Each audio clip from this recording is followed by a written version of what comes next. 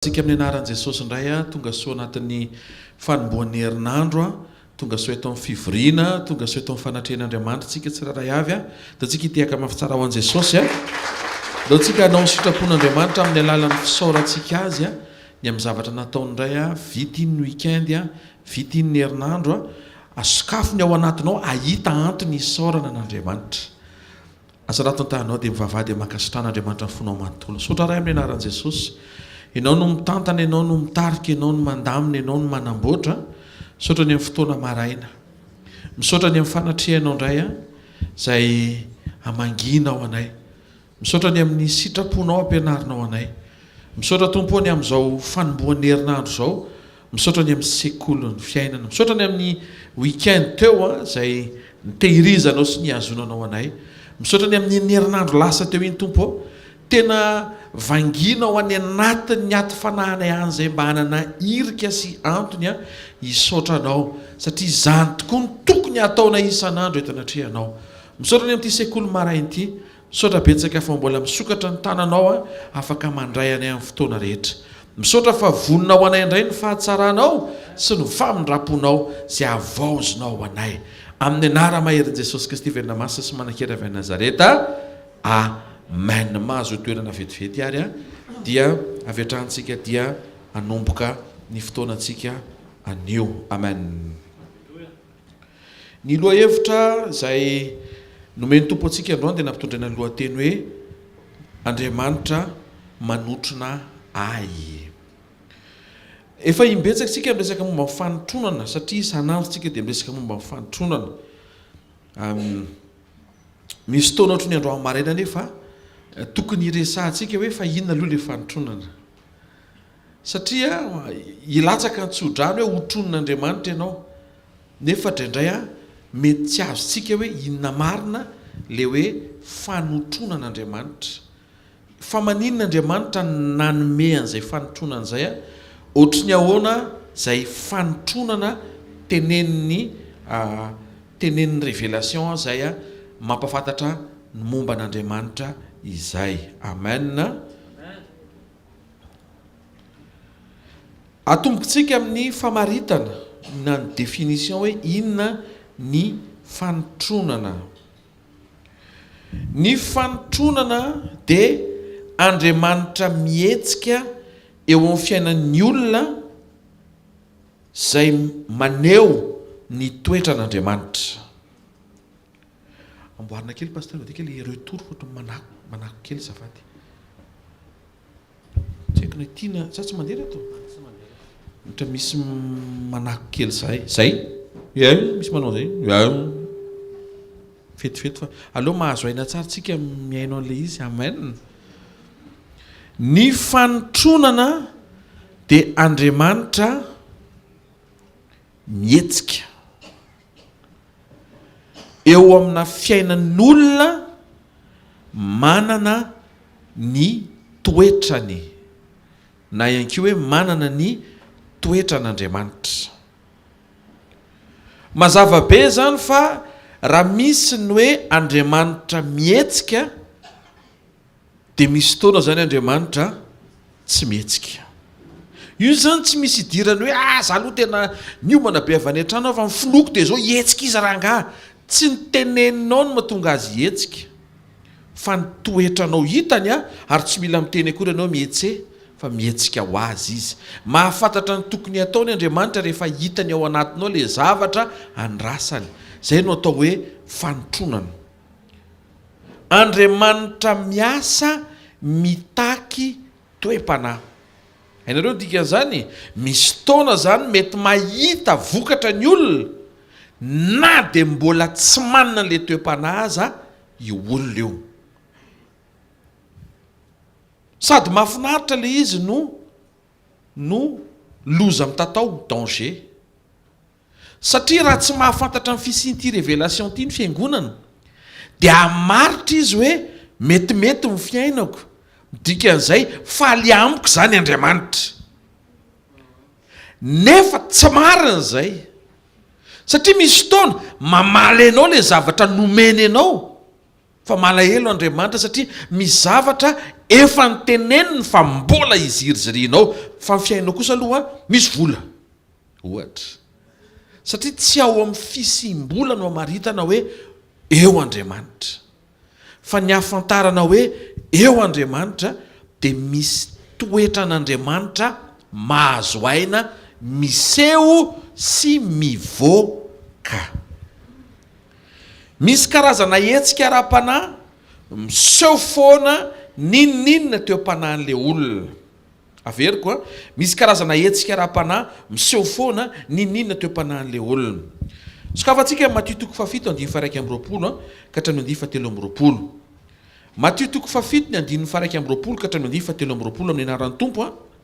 Tsy izay rehetra manao amiko tompoko no hiditra amin'ny fanjakan'ny lanitra fa zay manao ny sitrapony raiko izay any an-danitra.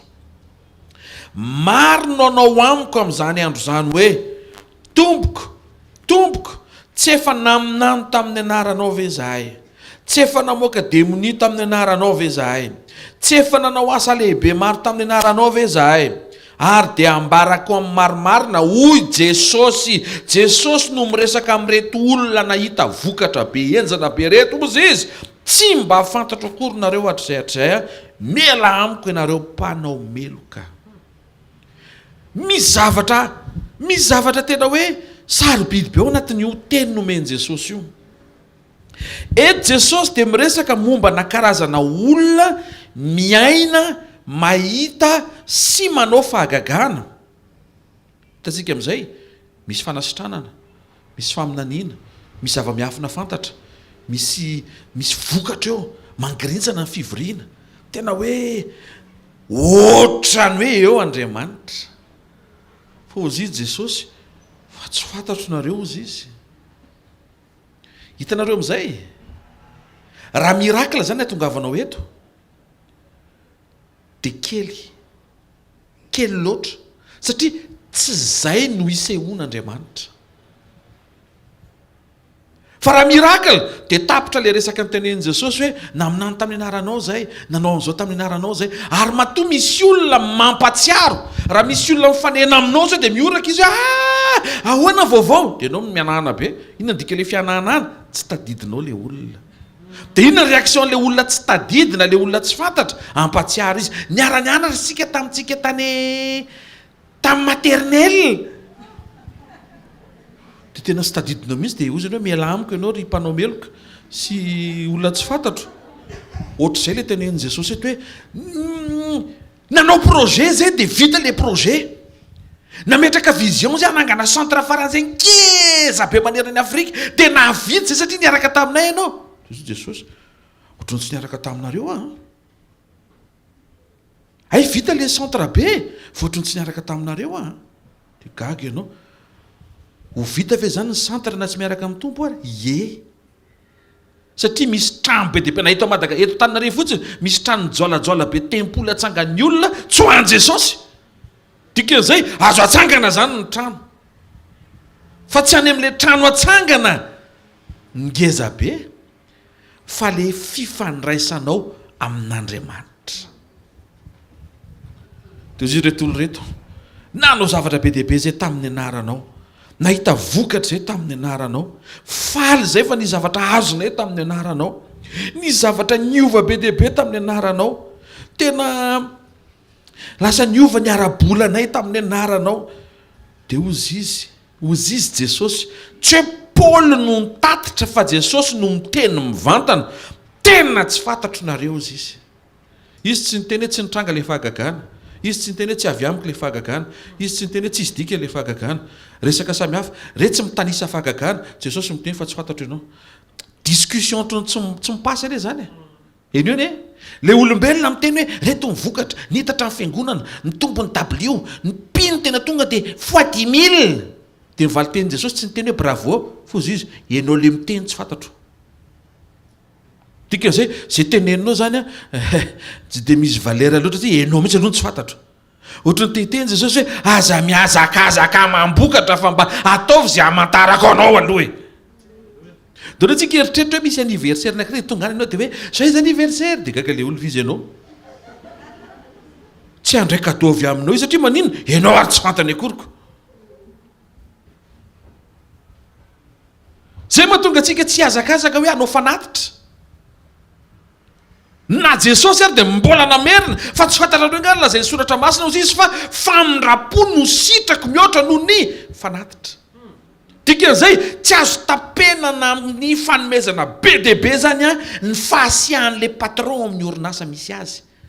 Tsy hoe mpanatitra valopy ianao dia afaka miseho permettre masika amin'izay olona miasa ao aminao. Ozy Jesosy, alleluia. Tsy le fanatitra aloha fa maneho famindrapo. Ny antony raha ho avy amin'ny fanatitra anao eritreritra fa ho takomana. Hitanareo amin'izay izy ho saromana amin'le fanatitra be, le famindrapo tsy mety avoaka, le toetra tsy mety miseho, toy izy Andriamanitra hoe tsy any zany. Mpanao meloka amin'ny fiantsoan'i Jesosy an'le olona nanao fahagagana ka tsy fantany. Ny fanotronana dia Andriamanitra miziriziry eo amin'ny toetra tia no hita eo amin'ny fiainan'ny olona, satria ny mandrakizay miaraka aminy dia androany miaraka aminy. Ny mandrakizay miaraka amin'Andriamanitra dia androany miaraka amin'Andriamanitra. Ny miaraka amin'Andriamanitra androany tsy hoe vokatra hita maso hoe ny zavatra niova, ary ny tena marina reny tsy hoe vokatra fiantsoana reny fa fanomezana. Fa ny miaraka amin'Andriamanitra vokatra na fruit izay voalazan'ny Galatiana 5 toetra. Ozy izy Jesosy, tena tsy fantatro nareo ozy izy. Mialahy anankitelo zavatra tenenina, tsy fantatro nareo. Eo zany dia efa mangirintsana satria maninona? Aika zany tsy hamantara an'Andriamanitra anao ny asa vitanao. Dia fahahoana ny tsy fantany satria mpanao meloka. Ary ny teneniny fahatelo mialahy ozy izy. Tsy devoly no norohana amin'ny anaran'i Jesosy fa le Jesosy tompony anarana mandroaka le mpanao meloka. Fanotronana. Andriamanitra miasa sy mihetsika ary miseho rehefa mety ny toetran'ny olona anankiray. Amin'izay fotoan'izay ny zavatra ilain'le olona miseho mifamatotra amin'ny toe-panahiny izay ampiditra azy any amin'ny mandrakizay miaraka amin'Andriamanitra. Hitantsika ve ny impact an'le fanotronana? Tsy hoe androany fotsiny hoe tafavoaka androany ianao dia ny mandrakizay baraingo. Aleon'Andriamanitra tsy misy ny androany raha toa ka tsy azo ny antoka hoe ho aiza ianao any amin'ny mandrakizay. Zay mahatonga an'Andriamanitra miandry ianao eo amin'le toerana ahafahany mahita hoe io ianao fa mihetsara toetra. Fa tsy hoe mihetsara ny fari-piainana. Misy karazana fivavahana ane tsy manaraka an'i Jesosy fa mizara vola izy mba hivavaka ny aminy ianao. Dikan'izay raha matom-bola zany ny olona anankiray dia efara amin'ny fanarahan'Andriamanitra hafa ary ozy izy Jesosy any aparana izy dia ho tsara iny araka ny safidy izay niraisiny. Miaino ve tsika? Zay ny mahatonga antsika tsy maintsy miverina foana ao amin'ny sekolin'ny toetra. Ny mahatonga an'Andriamanitra mitaky toetra dia mba ho fantatr'Andriamanitra ianao izay miaina ny supernaturel avy aminy. Tsy le supernaturel ny mahamaika an'Andriamanitra fa ianao miaraka aminy sy fantany. Anisany ataontsika hoe voambolana hafa ahitanao fanotronana ao anatin'ny Baiboly dia rehefa miteny ny Baiboly hoe fomba an'Andriamanitra na hoe Andriamanitra momba, fanotronana zany. Na ihany koa Andriamanitra miady ny adinao, fanotronana koa zany. Amen. Nandray zavatra avy ianao zay définition zay? Amen. Hiditra amin'ny fanontaniana faharoa tsika. Inona mahasamihafa amin'ny fanatrehana sy ny fanotronana? Ohatran'ny hoe manontany anao hoe inona mahasamihafa amin'ny mofo baolina sy menakely? Dia ho an'ny olona mety hoe tsy liana ny mahasamihafa azy dia hamaritra fotsiny ianao hoe karazana sakafo maraina fotsiny. Fa misy mahasamihafa azy.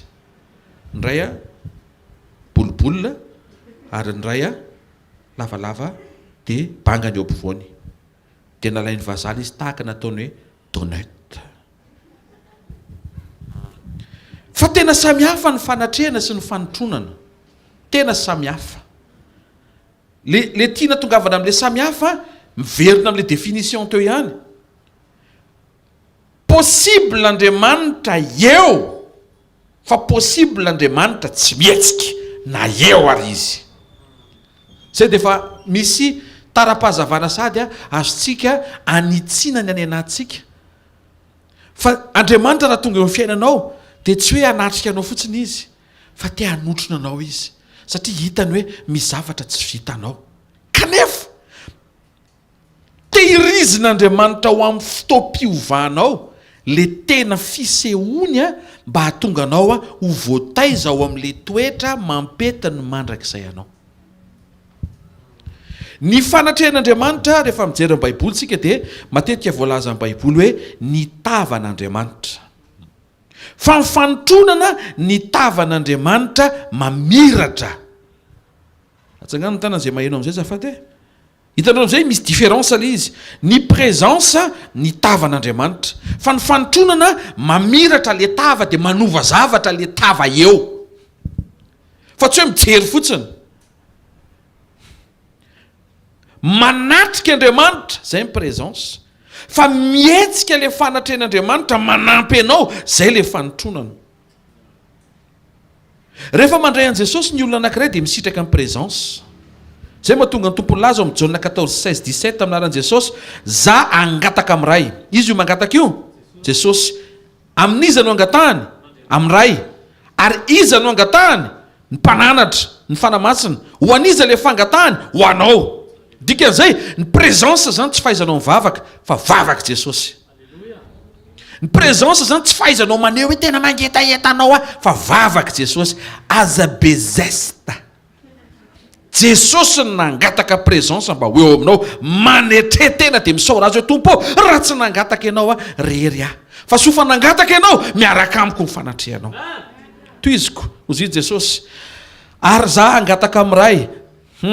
Ary izy anomenareo mpananatra hafa. Hitanareo ve le misy logika be zay tiany Jesosy ho tonga ao anatsika zanak'Andriamanitra. Za angataka izy anome. Tsika zany tonga eto misy fotoana hoe za angataka izy maka fotoana. Tsy maka fotoana izy ka anome izy. Fa ny relation entre anao amin'ny mazanaka sy izy amin'ny mahadadanao azy zay kosa amboarina fa tsy tonga dia omeny. Alléluia. Ny mpananatra anomenareo mpananatra hafa amin'ny 7:10 fa na amin'ny fahamarina zay tsy azo zao tontolo zao raisina satria tsy hitany na fantany fa ianareo ny mahafantatra azy satria mitoetra eo aminareo izy ary ao anatinareo. Misy zavatra resan'Andriamanitra eto momba fanatrehany. Tiako anaraka tsara ianao eno tsara ozy izy Jesosy. Io fanatrehan'Andriamanitra ozy izy tsy hitan'izao tontolo zao, tsy fantatra zao tontolo zao, tsy miresaka izy hoe tsy tsapa. Satria misy fotoantsika tonga amin'ny fivoriana anankiray dia hoe ohatrany tsy dia nahafana ny fanatrehan'Andriamanitra androany. Ianao no tsy mahafana fa ny fanatrehan'Andriamanitra eo foana. Tsy haiko fa le hira tamin'ny heriny napiditra be anahy. Ianao no tsy tafiditra fa le fanatrehana teo foana ragaty. Izy nefa ny teny tsy hitany ary tsy fantany. Ao amin'ny connaissance sy vision le izy fa tsy ao amin'ny sensation. Tamin'ny tapabolana nangirintsana nitsangana dao mitsy volon-damosoka zany ka fanatrehana. Ianao tamin'iny fa fanatrehana efa teo foana na tsy teo ary ianao tamin'izany dia teo izy. Ianao le tsy mifantoka mihitsy ohatrany miandro tsodrano amin'ny farany fotsiny iny teo fanatrehan'Andriamanitra fa ianao tsy tafafantoka. Tsy haiko aloha fa le nitoriteny tamin'ny any tena ohatrany tsy nampahazo aina. Ianao tsy mahazo aina fa le fanatrehana teo nampiteny an'ilay olona. Raha ohatrany tsy nandray ninina. Ianao tsy nandray fa fanatrehana teo nanome. Tsy haiko aloha fa za ohatrany tsy aniko izay nody. Ianao no te hody fa fanatrehan'Andriamanitra teo foana afaka hikasika ny fiainanao. Za pasteur ohatrany kamokamo anarika. Ianao kamokamo fa fanatrehan'Andriamanitra eto miandry anao eto foana tsy mahay antehaka ao an'Andriamanitra. Fa ozy izy Jesosy sady tsy hitany tsy fantany fa izy tsy niteny hoe tsy tsapa. Kaza tonga miaraka amin'ny fahatsapana hoe ohatrany ahoana izy io andro amaraina. Fa miaraka amin'ny fahalalana ianao hoe ao Andriamanitra. Tsy maintsy mahita an'Andriamanitra satria zay no tenenin' Jesosy. Zao tontolo zao tsy mahita ary tsy mahalala. Zasa ianao kosa mahita sady mahalala. Aiza izy natao zay le fanotronana pastera fa fantatra amin'izay fa eo zany izy ny fanotronana dia araky ny tenin' Jesosy eo amin'ny Jaona 4:7-8 amin'ny anaran'ny Tompo ary izay naniraka dia eto amiko fanatrehana tsy nandao ao irery izy satria za manao zay sitrany mandrakariva ny fijoronana zanak'Andriamanitra anankiray manao ny sitrapon'Andriamanitra mandrakariva dia mahatonga n'io zanak'Andriamanitra io ifankahita ary andre any amin'izay le sensation andre fa ao anatiny sy eo aminy ny fanatrehan'Andriamanitra ary anao zavatra ny présence eo rehefa manao sitrapon'Andriamanitra ianao dia reny fonao ao amin'ny sitrapon'Andriamanitra fa eo Andriamanitra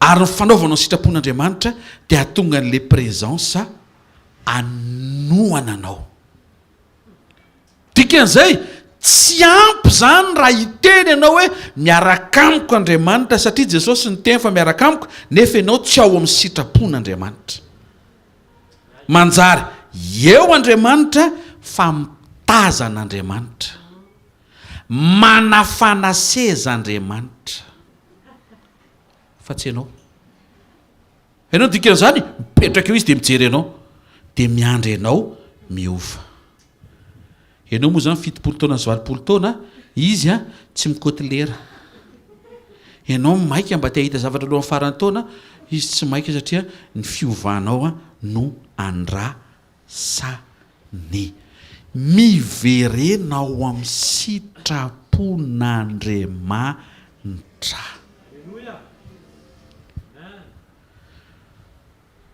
ka izy misy valimbavaka tsy azoko zay mahatonga tsy manao sitrapony tsy misy dirany zavatra ety ivelan'ny mitranga sy tsy mitranga ny fahafantarana ho any anaty fa natao iaina hifanaraka amin'ny sitrapon'Andriamanitra ny fiainanao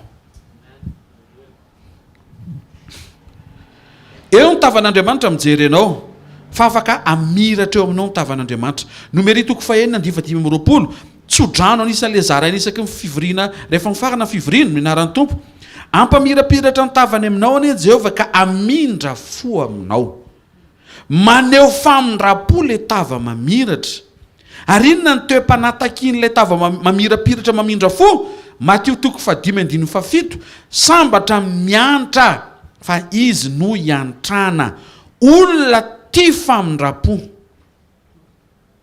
inona mahasamihafa famindra-po sy famelan-keloka ny famindra-po manarinotana tsy mahatsiaro tena ary le diso ny famelan-keloka miverina mifona mihitsy izy zay vao avela ny fibebahana miteny le olona fa diso sa tsy anao intsony ary manonitra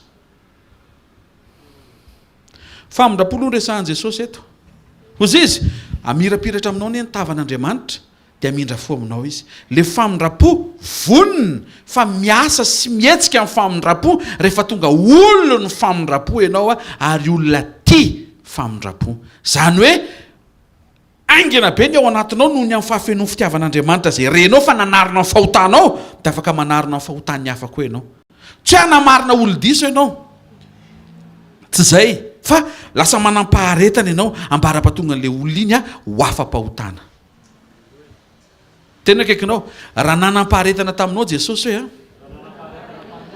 dia mila manampaharetana amin'ny hafa ianao amen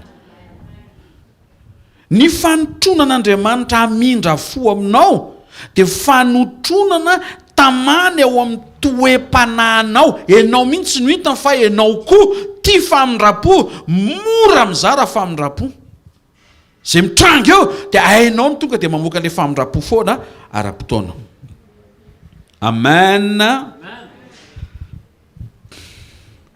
ny tontolo ny fanatrehana fampitana fatelo ny tontolo ny fanatrehana dia azonao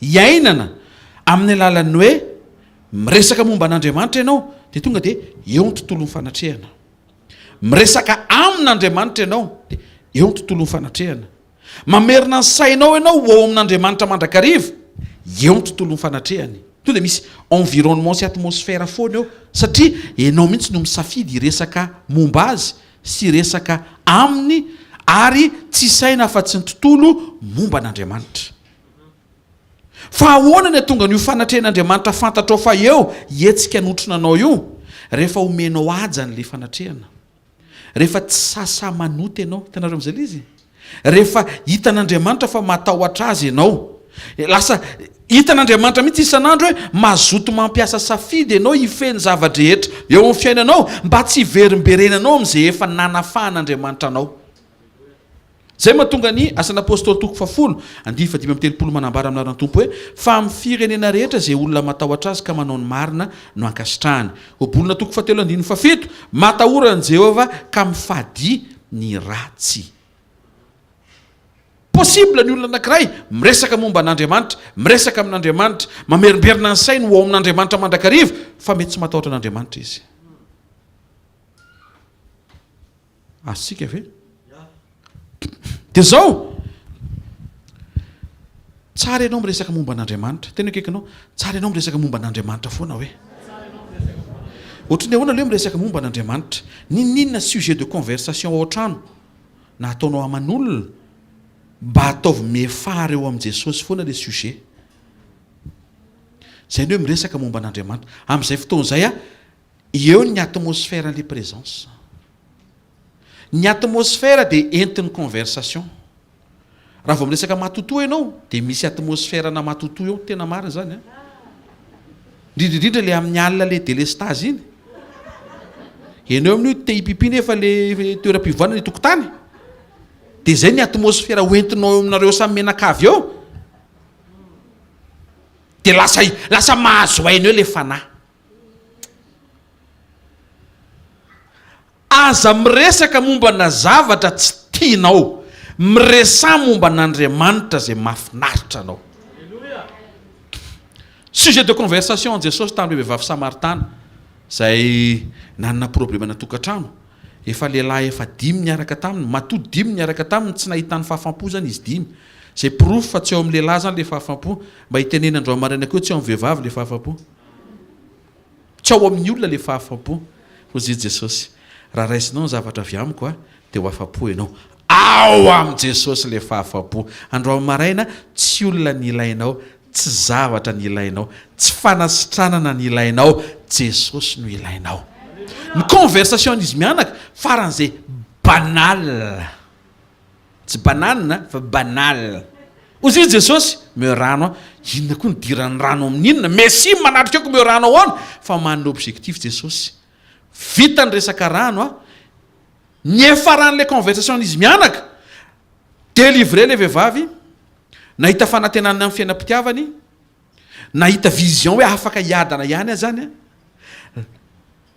tafaverina teo amin'ny antom-pisiny ama évangéliste azy adininy hatramin'ny sininy zay saika nakany rano mba afaka ny etaetany tanareo misy zavatra miova be dehibe zany ao rehefa tena any am' Jesosy ny fifantohanao miresaka am'le olona mba ho any am' Jesosy ny fifantohan'le olona miresaka aminao zay le hoe miresaka momba an'Andriamanitra ka tsy mampaninona ny fiandohan'le conversation ataonao aman'olona mety ataonao amin'ny vadinao mety ataonao amin'ny zanakao mety ataonao amin'ny ray aman-dreny mety fiandohan'le izy de miakatra be mividy menaka de miaino an'le olona ianao satria matoa le olona mitaraina de tsisy miaino izy zany ohatra de mba hainao zany loha misofina miaino an'le olona de mandeha le resaka mandeha de mefarany amin'ny hoe dre sofa ny zavatra omen'Andriamanitra de mahaimaim-pona tokoa tanareo mampitodika ny conversation efara wow amin'Andriamanitra ny miresaka amin'Andriamanitra moa zany de fa ianao miresaka amin'Andriamanitra ny olona miresaka zany tsy voatery mangataka fa isan'ny fifampiresahana ny fangatahana ianao rehefa miresaka amin'ny tompo zao tsy resaka foana tompo le vola le vady le trano de zay foana fa mba afaka miresaka aminy ianao hoe nafinaritra iny alina iny tena mba nahita tory tsara le samboso omaly iny miresaka amin'ny tompo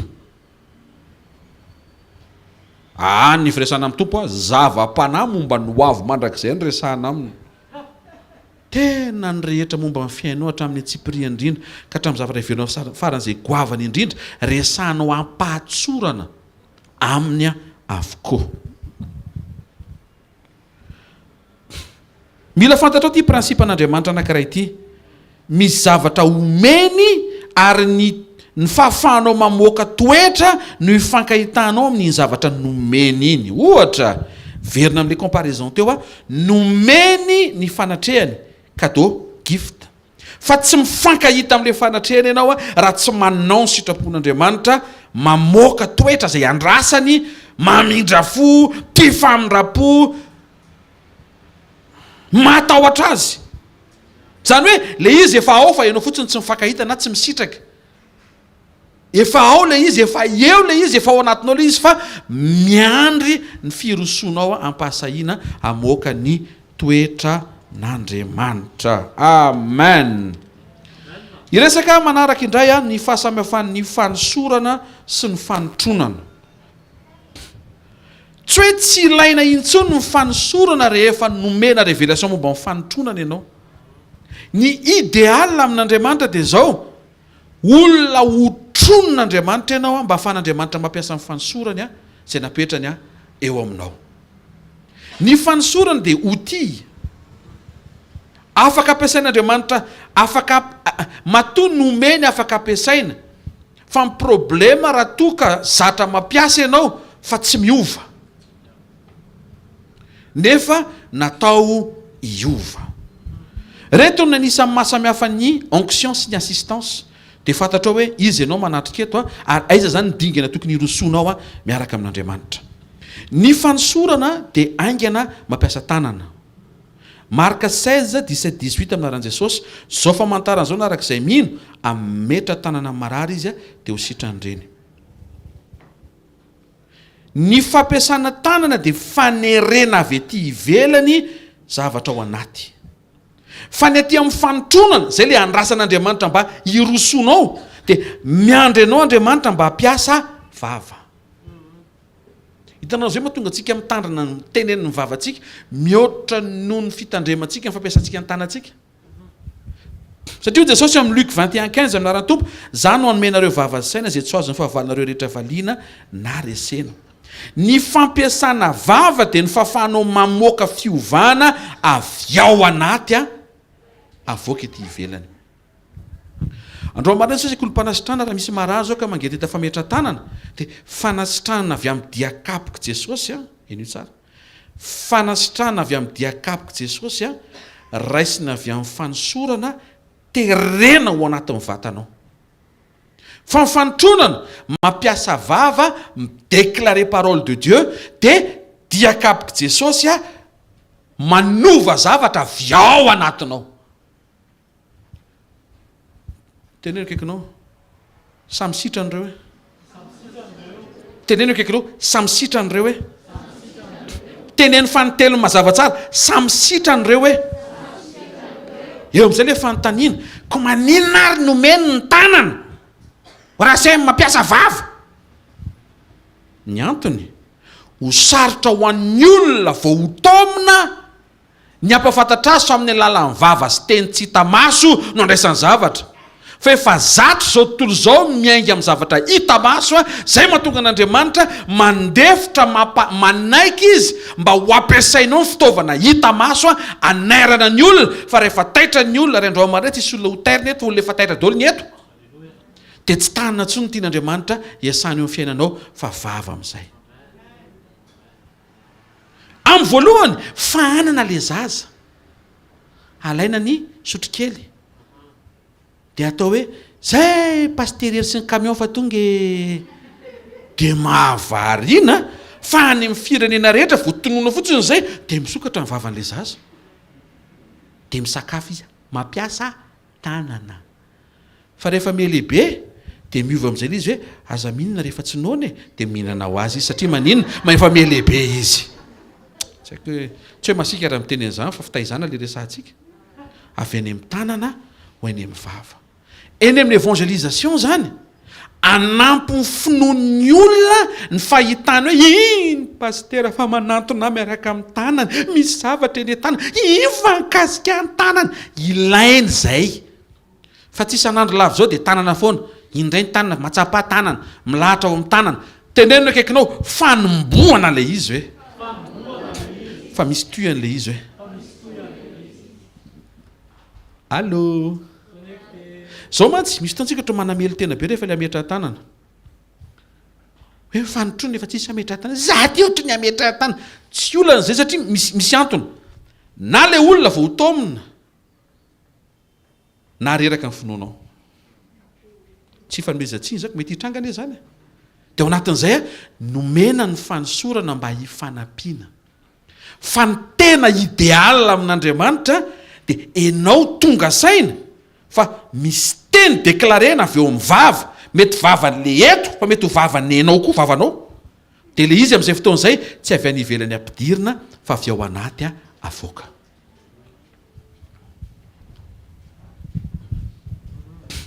ny fanosorana dia mampiasa fanomezana ny fanotronana mamoaka toetra hitanao zay hoe différence tena misy différence be mihitsy le izy ny fanosorana mampiasa an'izay nomen'Andriamanitra anao ianao ny fanotronana mamoaka ny toetra n'Andriamanitra ao anatin'ny fonao ianao mamoaka ndray mampiasa ndray mamoaka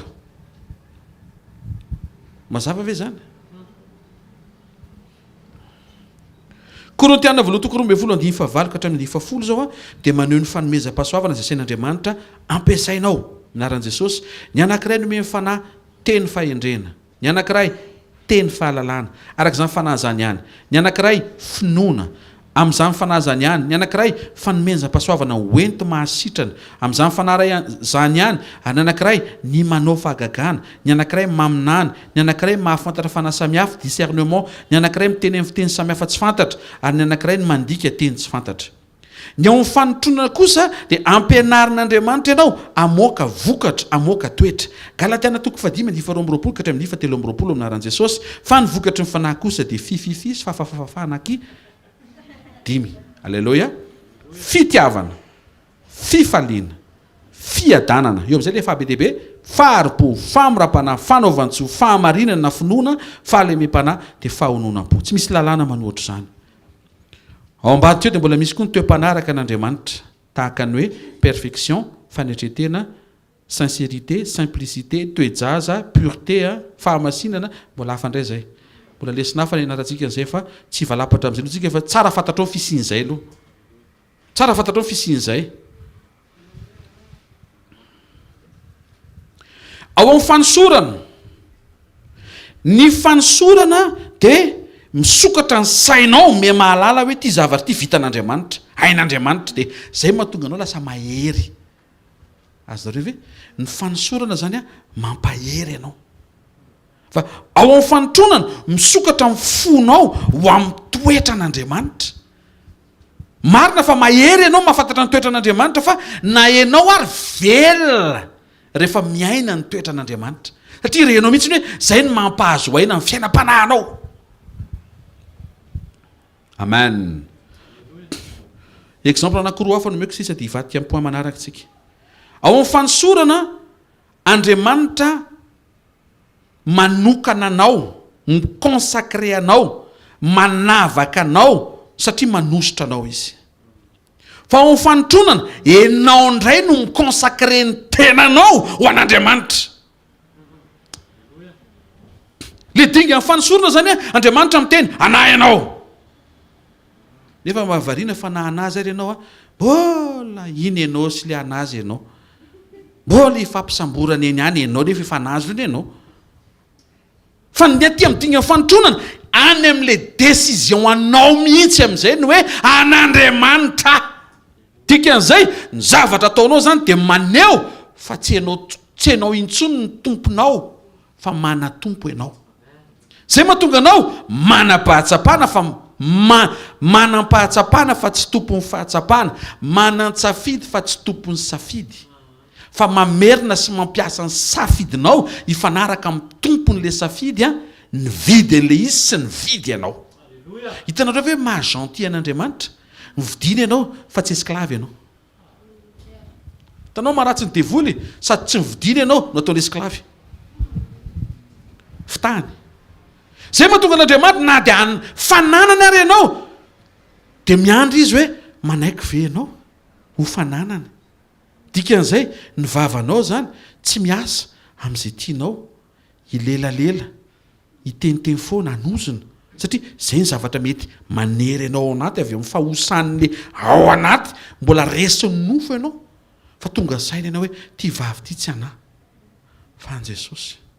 Inona zao ny tia Jesosy ampiasana ty vavy ty? Kombona dia akombonao. Tanao zay le fahatsapana sy fandraisana fepetra zay le exercice zay. Rehefa ianao no mikonsakre ny tenanao fa an'Andriamanitra tokoa ianao dia hitsangan'Andriamanitra anivaka. Le tany voalohany manavaka anao izy hoe ianao anahy.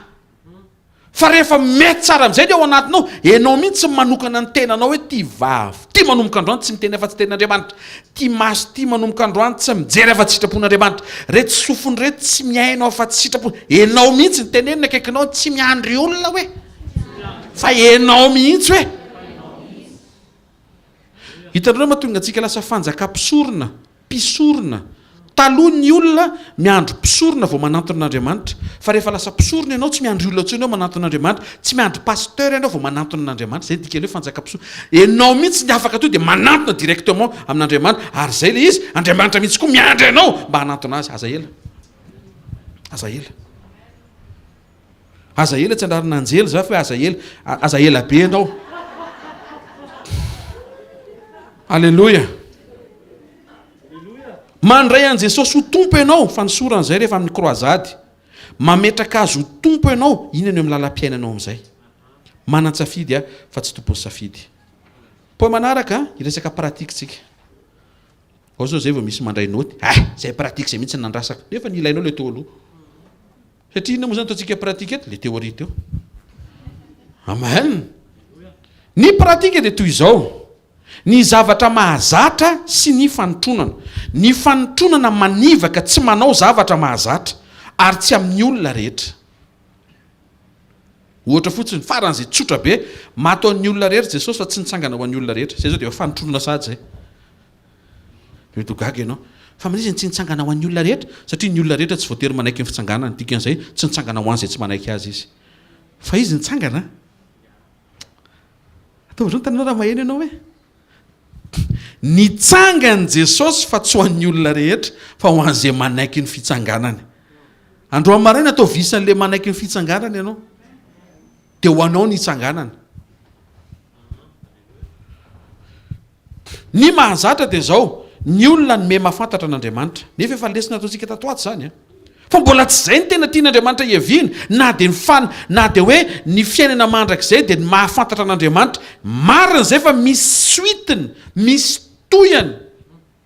Ny programan'Andriamanitra amin'ny fanotronana dia ianao lasa fantany. Ny olona rehetra mety hiezaka hamantatra an'Andriamanitra, mamonjy seminaire, mamaky baiboly, miempotoroteny, mamaky boky, fa tsy ny olona rehetra ny fantatra Andriamanitra. Ary tia mivaly tenin'le tenin'i Jesosy hoe miala amiko nareo mpanao meloka fa tsy fantatro, dia Paoly apôstôly namaly hoe zao no hamantaran'Andriamanitra olona anankiray. Tia mivaliny. Timoty 2:7 aminaran'i Jesosy. Kanefa ny fanorenana mafy nataon'Andriamanitra dia miorina tsara sady manana an'izao tompo kase zao. Ny tompo mahalala ny azy. Tonga dia mametraka mivaly teny hoe misy ny fantany, misy ny tsy fantany. Iza le tsy fantany? Mpanao meloka. Ary iza le fantany? Aoka ny olona rehetra izay manonona ny anaran'ny tompo hiala amin'ny ratsy. Ny olona tsy fantatra Jesosy zany dia mpanao meloka, ary ny olona fantatra Andriamanitra dia izay miala amin'ny ratsy fanaony. Fanotronana, rehefa vitanao no mampiasa ny safidinao, hiala eo amin'ilay faharatsiana efa nanesorana ianao, tsy tokony hiverenanao. Anotrona Andriamanitra satria manomboka fantany ianao. Amen. Ka le izy zany tsy ampy raha hiritsika hoe fantany ianao hoe tsy ampy. Raha mpanao betizy ianao dia tsy fantany na iraitsika eto ary zany. Antotsika ifadianina pasitera androany manontolo mba ho fantany. Vita fifadikany mangongoka be vavoninao fa tsy fantany ianao. Raha tsy miala amin'ny ratsy. So dia tokony hiakatra toby arany. Miakara toby dia midina avy any fa raha vao tsy miala amin'ny ratsy ianao tsy fantany. za paster hiala amin'ny asako amaky baiboly be mihitsy maraina katanjo ariva 7 andro vakio tanteraka io fa vita ny 7 andro rehefa tsy miala amin'ny ratsy ianao tsy vantany satria zavatra anankiray fotsiny tenen'i Jesosy mba hamantarina ianao miala amin'ny ratsy.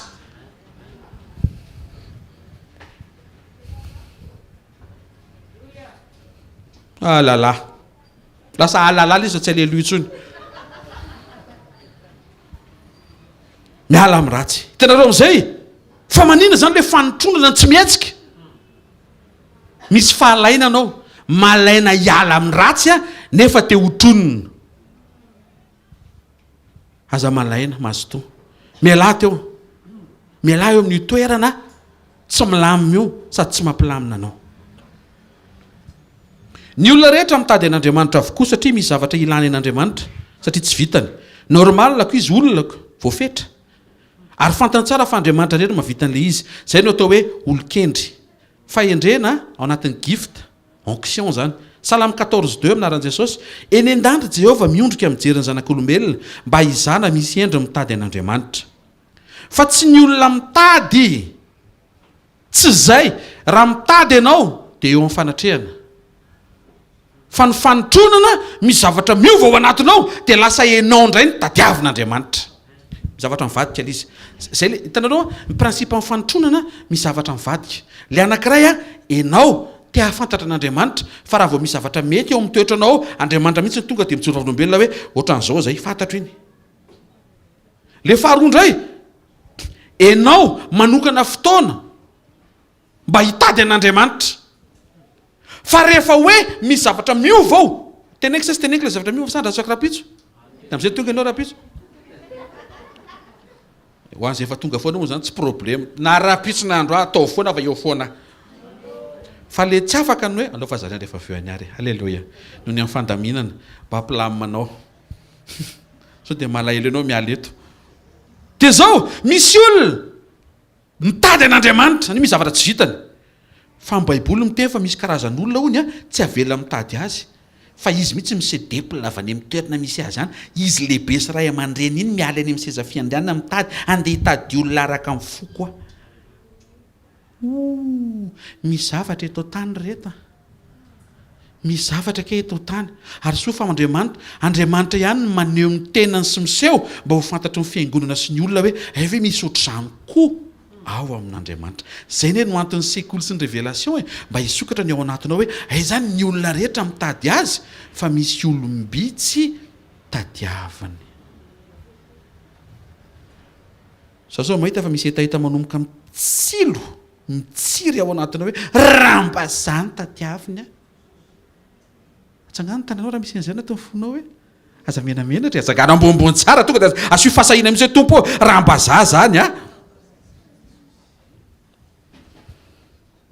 averiko indray le tao tsika hivavaka adiny folo mivavaha ianao adiny folo fa rehefa tsy omenao io tsy tadiaviny zany ianao. Za pastera be talenta be tsy talenta ny tadiavany ianao avy aminy ane talenta io mba fantatrareo fa possible olona anankiray tsy mahay ninninina ilatsaha fanan'Andriamanitra dia mahay zavatra tamika misy ane zany tsy atao eo masina ekizy manjary tsy hianatra izy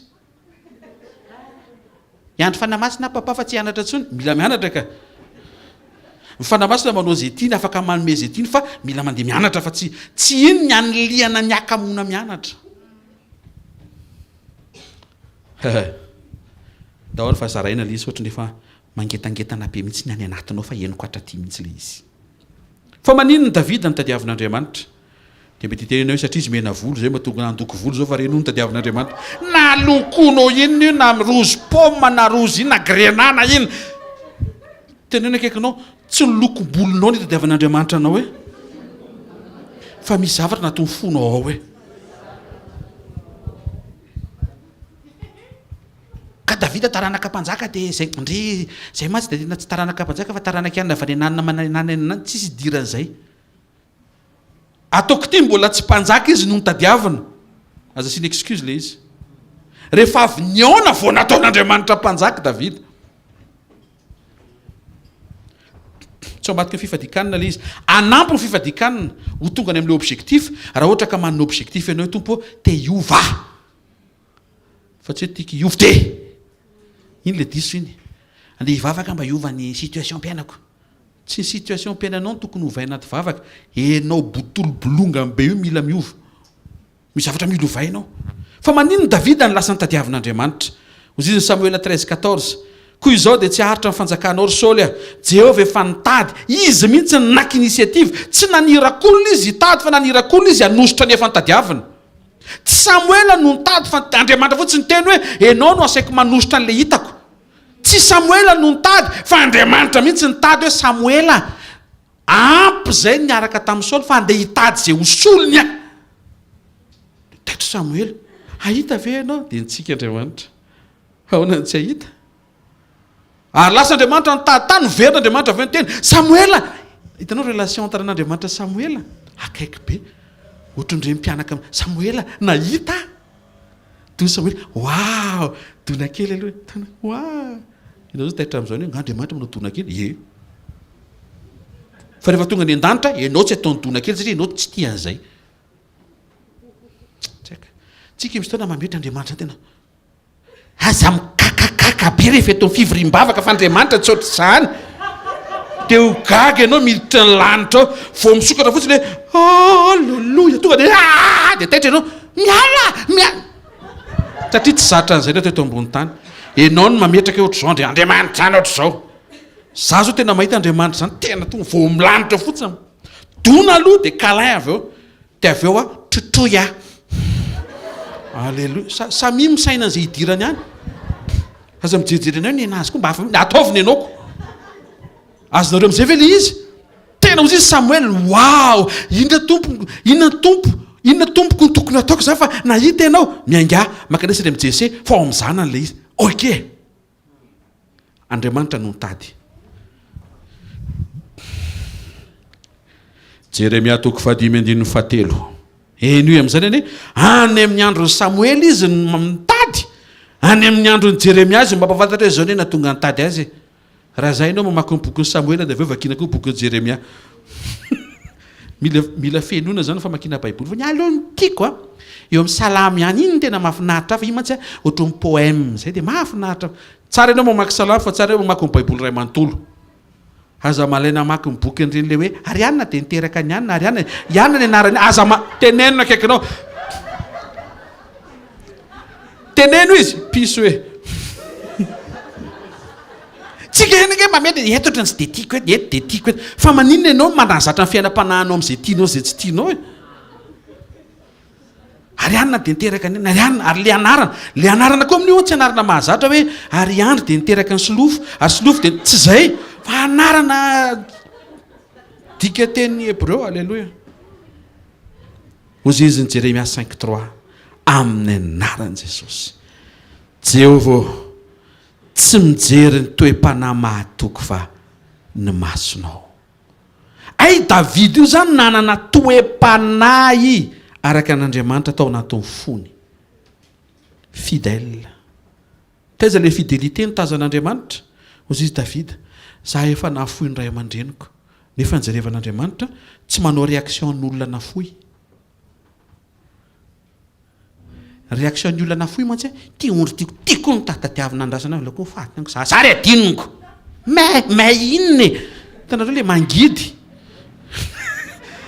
nefa Andriamanitra mijery zany amin'ny fotoana iny Andriamanitra zany mijery Davida zany mieritreritra hoe za rery ozy Andriamanitra tsy rery zany hoe fa mitazana hitanao zay hoe mahay mametraka ny présence eo amin'ny toerany ay zany Andriamanitra hoe fa ela niaraka tamin'ny Davida ny andro ondro teo mety hiteny za Davida hoe ndry Andriamanitra dia ty andraikitra mba omena ondro vitsikely anankitelo fa mety mandreta anatin'ny fony izy hoe na dia telo aza nasaina nandrasanao za miaraka aminao dia taiza le fidélité nataony faran'izay tsara zay nankinina taminy voalohany na dia nafoy ary izy tsisy natsiaro tsisy karama tsisy valipiti tsisy lininina mihitsiny fa izy ny rassure foana satria tsy nankininy tamin'ny réaction an'ny hafa ny fiatrehany amin'izay andraikitra nankinina taminy.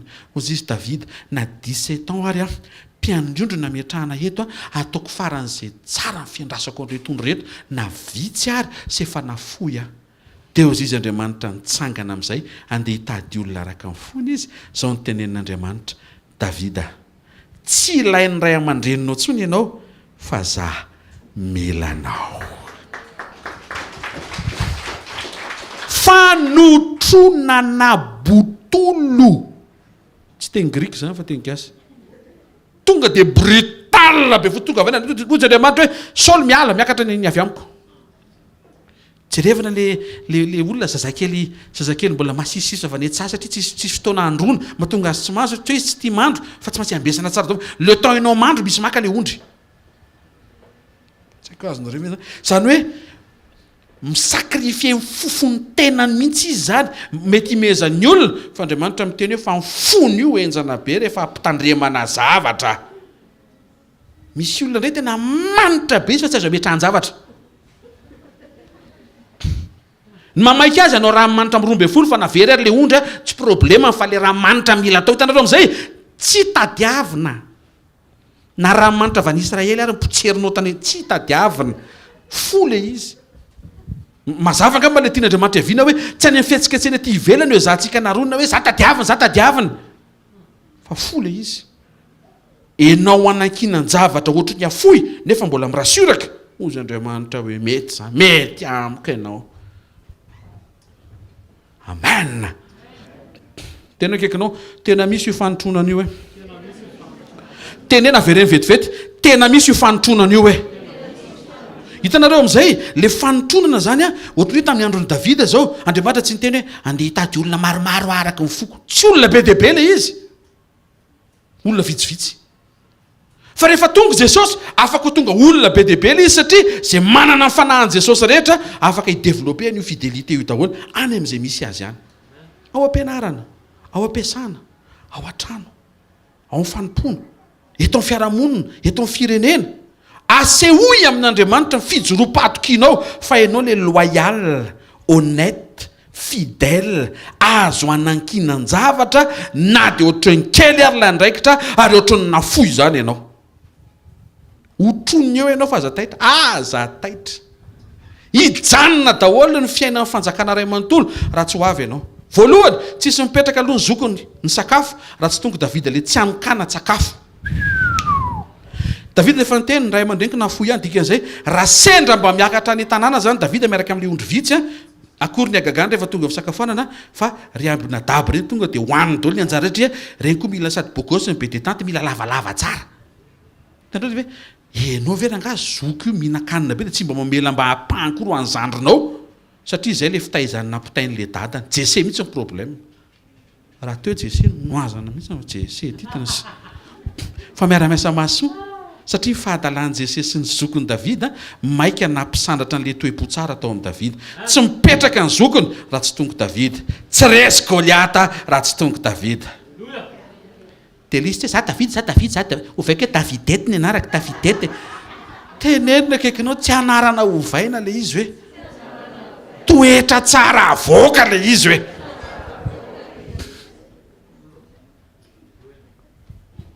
Miasa ianao amin'ny ordinateur jery le mpampiasa tena izy zany ka miasa ianao manao solitaire dia ianao manatena hoe ny fanambinan'i Davida eo amin'ny fiainako taranaka Davida aminaran'i Jesosy dia vao mandalo le contrôleur dia mody avadika mody asa dia ianao manatena be taranaka Davida manjaka amin'ny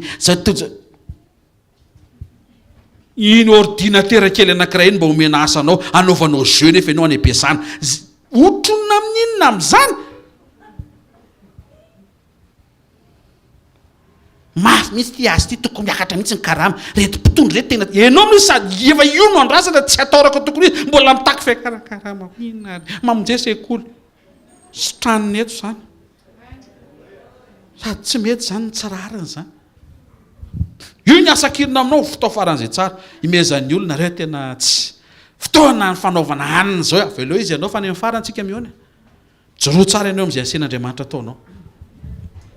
Amen. ny olona rehetra mahatsapa fa voafetra tokoa ny zanak'olombelona misy ilany an'Andriamanitra, mila an'Andriamanitra, fa misy karazan'olona ilain'Andriamanitra. Timoty 2:1 naran Jesosy. Ko raha misy olona manadio ny tena no afaka amin'ireny dia ho fanaka omem-boninahitra izy ka no amasinina ka mahasoa ilain'ny tompo, utile au Seigneur. Voavoatra ho amin'ny asa tsara rehetra. Inona le critère resan'ny Paoly apôstôly eto? Olona mahavita manadio ny tenany. Hozy io Jesosy izay mivoaka avy amin'ny vava, izay mampaloto ny olona. Ny olona mahavita mitandrina amin'ny vava mba tsy teniteny foana zany ilain'Andriamanitra. Fa indrindrindrindra Jakoba 4:7-12 aseho any amin'ny fitondratena tsara. Madio fitondratena. Ka ianao mitandrina fitondratena io zany tsy lany fotoana. Tsy lany fotoana ianao ry namako. Tsy lany fotoana ianao eo mpanovananao Andriamanitra mialany amin'ilay mpitady azy karaha mila azy azafady ho lasa olona ilainy. Ny olona rehetra mila an'Andriamanitra. Zay mahatonga antsika miteny hoe Jesosy no ilainao. Fa ny sekoly ny fanotronana Jesosy mila anao rehefa madio ianao. Misy olona ve Andriamanitra afaka adio fony? Raha tsinonako ihany za zao miandro mitsy mifirefitra zareo rehefa nanao an'izao. Zanak'Andriamanitra atao an'izany. Dia mbola ho atao mihoatra raha mbola tsy zaka io. Mikalma tsara fotsiny dia diovy ny fody amin'izay afaka miainga amin'ny zava-baovao antsika. Diovina tsara amin'ny maso. Vision madio tsara. Saina, tanana, vatana, fitondratena. Satria fantatrao tsara fa raha vao vitanao ny manadio ny tenanao, dika le manadio tena tsy hoe manamary tena, tsy izay. Fa mampiasa safidy ianao iainao anatina pureté. Fahamasinana zany. Aizany ianao mitandrina ny fahamasinam-piainanao io eo andalam-panovananao Andriamanitra ho lasa olona ilainy fa tsy hoe mila azy fotsiny. Za zao misy zavatra ilaiko zay tadiaviko mihitsy satria tena ilaiko. Ohatr'izay koa Andriamanitra rehefa tena ianao ny tonga olona ilainy misy zavatra miova amin'ny fiainanao. Tsy ianao misasatra fa izy miadinao satria ilainy ianao. Ny ilain'Andriamanitra olona anankiray tsy hoe mpanome be izy. Hoe izy mpanankarena ao amin'ny tanàna tena ilainy tompo reny. Zafady tsy izay ny ilainy tompo. Tsy manambany an'ilay olona tsy izay le saina no teneniko hoe tsy izy. Sao dia mety ianao hoe ianao le mpanankarena ataoko an'izay tsy izay. Fa le fisainana mihitsy hoe mpanankarena ny ilainy tompo. Ozy izy ny Baiboly eto tsy mpanankarena ny ilainy fa olona madio. Ianona kosa aloha mana-talenta fa raha izy mialo amin'ny asa fanompony io tena omen'Andriamanitra mihoatra vao mialo io. Expérience mba hita masoko izay aza mialo zany. Solon'Andriamanitra enjana be no ianao eo. Satria ho porofon'Andriamanitra fa izy nanome talenta afaka manome mihoatra ary izy efa nanome mihoatra. Ozy izy dia Elia indray mandeha sarery mandoaliko eto. Ozy Andriamanitra mitsangana fa misy 7 arivo mba teo fa aza mizesta. Raha vao eo ianao mandahy misy 7 arivo isafidianako. Olona madio. Tsy olona mahay fa olona madio. Tena akaikinao tsy olona mahay no ilain'Andriamanitra fa olona madio. Teneno izy tsy olona mazoto fa olona madio. Tsy azontsika hoe za mpivavaka be nefa maloto saina be. Aoka ny vavaka ataonao mba havita nadio ny sainao. Alleluia. Betsaka izy izay kosa. Mba misy zavatra kosa mba voaray kosa angambany. Dao tsika hitsangana me voninahitra ny tompo ary. Aza anatin'ny tananao dia sakafo mifono ankasitrao Andriamanitra ny amin'ny rappel momba amin'ny fanotronana androany mba tonga anao tena hoe amantatra tsara hoe hoaiza moa ianao sy ny tompo ty aorinany androany. Saotra ray amin'ny anaran'i Jesosy Kristy avy Nazareta, misy ny fotoana toy izao ahafahanay manao rappel, ahafahanay miverina tokoa hoe tena misy anie le fanotronany. Ary ny fanotronanao tena tsy mietsika mihitsy raha tsy misy toe-panahy miova any anatinay. Ndreto zay Jesosy miaraka amin'ny etaeta. Tena mangetaeta zay tena ahitan'izany fisehoanao anotrona anay zany. Amin'ny alalan'ny fanekenay eo amin'izay toerana misy anay androany amoaka sy hanome an'le toetra tsara, le toetra tena hoe andrasanao ary tena miandry anay eo ianao. Androany marina tompo, tsarovy izay tonga manaritra an'ity fotoana ity. Tsarovy izay mandre ny teny fahamarinana. Tsarovy ankizy izay marary. Aoka izy izy ireo anapatsapana tompo fa misy fanasitranana aminao rehefa mety le toetra araka ny tena eo foravoravo mahasalama tsara mila mamoaka fifaliana fotsiny zay dia manaraka ho azy a ny fahasalamana sy ny fanasitranana ny vatanay saotra ray amin'ny anaran'i Jesosy ny amin'ny fiainany tsirairay avy amakivaky an-terinandro vaovao ty aoka tsy handeha rery izahay fa miaraka amin'ny fanatrehanao ary indrindra le fiovana ny anaty mba ahafany mahita ny fanotronanao naizanaiza lehanay ninina taonay na fotoana oviana na oviana amin'ny anaran'i Jesosy Kristy avy Nazareta tononoko ny fataterahany zao fotoana andro amarainy zao ho tonga fiovana ao anatinao amin'ny anaran'i Jesosy mahita amin'ny anaran'i Jesosy Kristy avy Nazareta fa misy afo manomboka mirehatra ao anatinao etaeta sy faniriana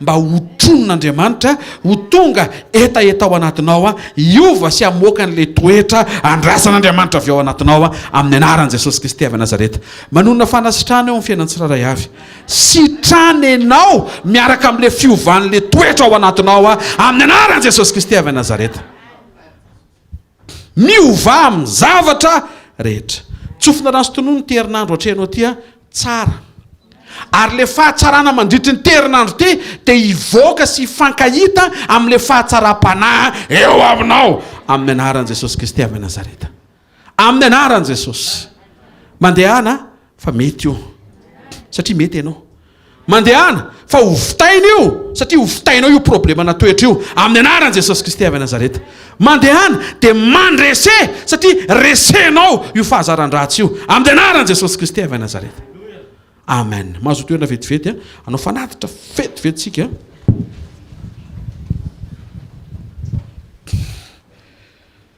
tainy tompo daolintsika anatin'izay fotoana androany zay mety tsy hoe feno ny resaka momba fanotronana satria tena domaine ngeza be tena ngeza be io fanotronana io alleloia mbola be dia be ny zavatra tokony ho resahana amintsika momba n'io fanotronana io rehefa mety ny any anatintsika anatin'izany ny fahafahan'Andriamanitra manome anao habilité mamorona izay ilainao ao anatin'ny fanotronana zany créative misy zany tena misy tsika mihiny fampahitana avy ty fa tsika mihiny koa fa azon'Andriamanitra fironona tonga dia tonga eo ampovoan-tranonao io ny zavatra ilainao alleloia mbola misy gift be dia be momba amin'ny fanotronana fa amin'ny fotoana anankiray hafa ho zaraintsika zany misy an'ity zay angamba ny hamarana azy dia amin'izay anao mangetaheta tsara misy an'izay fanomezan'izay hoe commande à distance